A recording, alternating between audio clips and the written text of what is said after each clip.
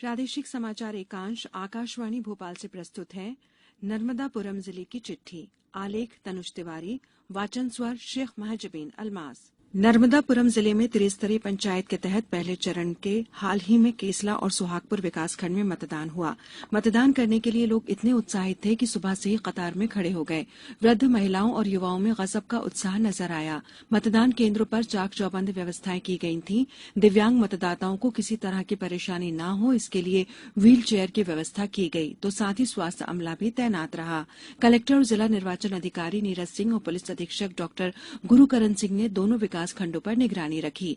केसला जनपद पंचायत चुनाव में 73% मतदान हुआ, वहीं सोहागपुर में 76% मतदान हुआ। सोहागपुर जनपद पंचायत की 63 में से 10 पंचायतों में निर्विरोध सरपंच चुने गए हैं। यहां केवल जनपद और जिला पंचायत सदस्य के लिए मतदान हो रहा है। इधर नर्मदापुरम शहर में नापा के 33 पार्षद बनने के लिए कुल 178 प्रत्याशी मैदान में हैं, जिनमें 33 भाजपा के और 32 कांग्रेस के प्रत्याशी चुनाव लड़ रहे हैं। इसके अलावा आप पार्टियों निर्दलीय मिलाकर 113 प्रत्याशी भी अपनी अपनी किस्मत आजमा रहे हैं। 13 जुलाई को मतदान है। नर्मदापुरम जिले में भी 8वें अंतर्राष्ट्रीय योग दिवस 21 जून के अवसर पर आयुष विभाग द्वारा नर्मदापुरम में मां नर्मदा के पावन सेठानी घाट पर योगाभ्यास का आयोजन किया गया, जिसमें बड़ी संख्या में स्कूली बच्चों के साथ स्थानीय नागरिकों ने योग किया। इसी तरह योग प्रशिक्षकों द्वारा इटारसी के तिलक सिंदूर, पचमढ़ी में बाइसन लॉज के मैदान पर भी अधिक संख्या में योगाभ्यास कराया गया। योग दिवस का आयोजन आजादी के अमृत महोत्सव तहत जिले के सुप्रसिद्ध पर्यटन स्थलों, शिक्षण संस्थाओं और प्रमुख स्थानों पर उत्साह के साथ आयोजित किया गया।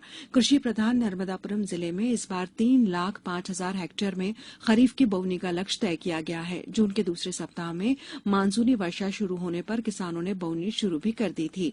पिछले सप्ताह तक ही 34,000 हेक्टेयर में बोवनी हो चुकी थी। जिले में अब तक मक्का 10,000 हेक्टेयर में और धान अभी सिर्फ 9,000 हेक्टेयर में ही लगाई जा सकी है। सबसे अधिक धान ही लगना है। धान का रकबा 1,95,000 हेक्टेयर मानकर चल रहे हैं।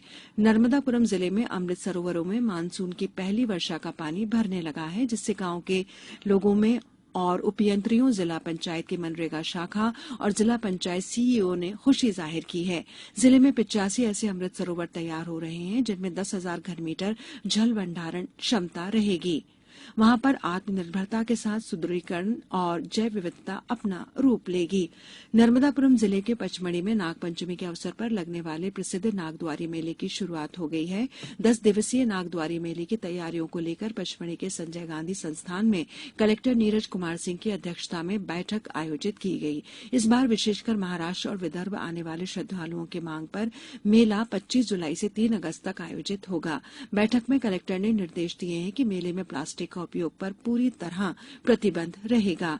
नर्मदापुरम जिले में भी 1 जुलाई से सिंगल यूज प्लास्टिक पर प्रतिबंध लगने जा रहा है। इसकी जागरूकता के लिए इटारसी नगर पालिका ने शहर में अभियान शुरू किया है। सीएमओ हेमेश्वरी पटेल ने बताया कि नियमों के तहत व्यक्ति विशेष समूह के ओर से उल्लंघन किए जाने पर 1 महीने तक का कारावास, 1,000 रुपए तक का जुर्माना या दोनों एक साथ ही, वहीं उल्लंघन की निरंतरता पाए जाने पर 3 महीने का कारावास और 50,000 रुपया दोनों एक साथ दंडित किया जा सकता है। नर्मदापुरम जिले के विशेष क्षेत्र विकास प्राधिकरण पचमढ़ी ने नागरिकों के लिए पिछले रविवार आई कैंप का आयोजन किया। 162 रोगियों का चेकअप किया गया, जिनमें जांच के बाद 50 रोगियों को निःशुल्क चश्मे दिए गए।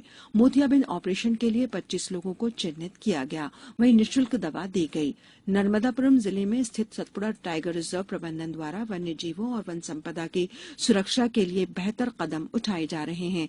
इन्हीं प्रयासों के तहत वन अमले द्वारा सघन गश्त की जा रही है। सतपुड़ा टाइगर रिजर्व के कई इलाके ऐसे भी हैं जहां पैदल पहुंचना भी खतरे से खाली नहीं है। 48,912 किलोमीटर की दूरी गश्त के दौरान एसटीआर के अमले ने नाप दी है। नर्मदापुरम जिले की चिट्ठी समाप्त हुई।